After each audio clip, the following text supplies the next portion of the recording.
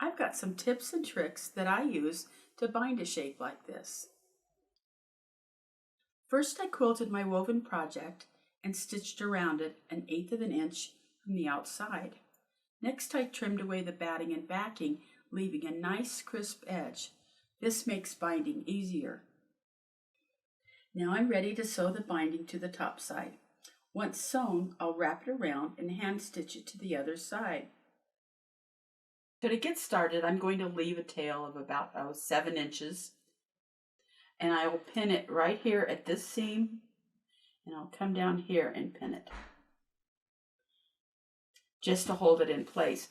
What I want to mark on here is, you see this seam here, it bisects this big angle here.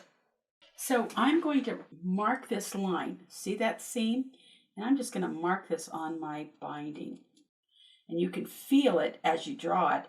You can feel that seam. And this will be all covered, so it's no problems to mark on it. My first section of stitching, I will be using a very long stitch because this is a basting stitch and it'll come out. I'm using a seam guide that I've adjusted so that when I wrap it to the back, I have my binding equally divided. So I'm going to baste it to this point right here. I'm going to go right to that line and stop. Set my needle right in that line. Okay, now I'm going to lift my presser foot with the needle still in and rotate the quilt around. It should come, this edge should be lined up with my seam guide. Lower the presser foot and I'm going to back stitch. And I'm going to cut my thread. These automatic thread cutters, it's just easier to cut your thread. When I fold my binding backwards, can you see that the fold is right along the seam? Just like that. And now I'll fold it so that it touches this corner. Notice this corner isn't even, but all we need is that much so that the fold comes right here. Can you see that? Here, and it folds back right there. Now I slide it back under, and now I can stitch again. But this time I'm going to change my stitching to a regular stitch length.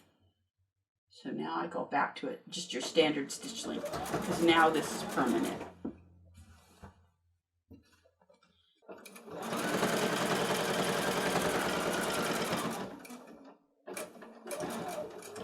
And I'm going to slow it down and set my needle right in that marked line, which is right in the seam. Now I'm going to lift my foot, but leave my needle set. And now I'm just going to turn it.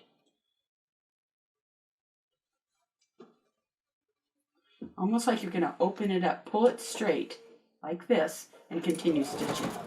So even though, yes, we pivot there, we don't give it any extra fold. We just go. Now just continue sewing the binding all the way around.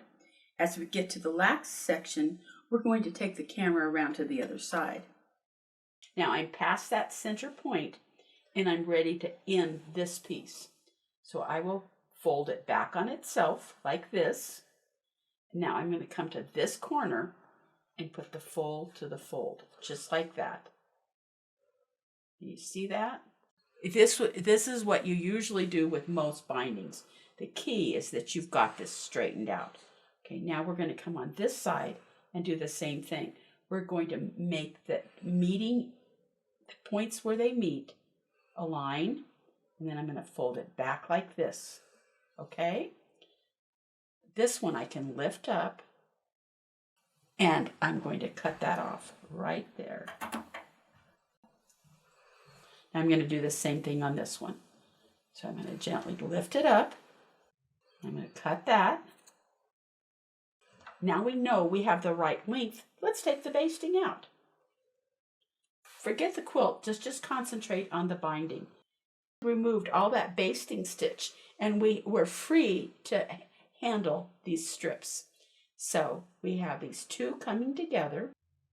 So when they come together, going to come together like this. So I'm going to put a pin here, right here, Add another pin. Okay, now we have enough room. Flop your quilt over there. We're going to sew from this point here, so that's right here, to this point here. And you can draw that in. Okay, now we're going to sew right along that line. And you know you can cut all that stuff. And we'll cut the thread. And before we trim it, let's double check that I haven't made a mistake. When I straighten that out, I have the right amount of fabric. So now that I'm sure that I don't have too much fabric, okay, now I can trim my seam allowances. And I'll finger press that seam open. Okay, now that we've got this straightened out, I like to put a few pins on this last bit, just because it is an exact fit. Okay, and now we're just going to sew that across. The seam guide really helps here. Here's my seam. I want to make sure I get it just right.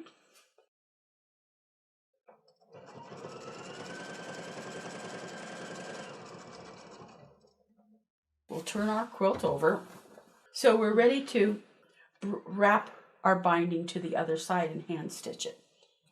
I will pin some of this down, and I'll go over here and pin the other side. So I've pinned both sides, and now I'm going to pin the corner. The amount of fullness there is exactly the same amount of fullness that we folded on this side. So I'll first take the side here and then bring that edge over. Bring it clear over to here and then bring that edge over. And you can feel it. There's nothing doubled up in there. It's just the fullness on this side and the fullness on this side. And that angle, if you could see the stitching underneath it, lines up with a seam, just like this side does. See how that fold in the seam? It's the same over here. And it makes just a perfect outside corner. Now let's look at an inside corner. We're going to bring our binding around to the back. Okay, so we've pinned on both sides, and now we have that inside curve. And if we just push the little bit of excess to the center, the outside edge will fit, will be nice and flat.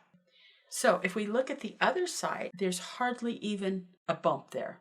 And the reason there's not any excess fabric there is because you didn't put any tucks in it. You treated it as a straight seam. And so it lays nice and flat. And so now you just hand stitch this on. My woven project is finished and ready for the holidays. We hope you've enjoyed this tutorial. For more useful videos, be sure to subscribe to our YouTube channel. Thank you and God bless.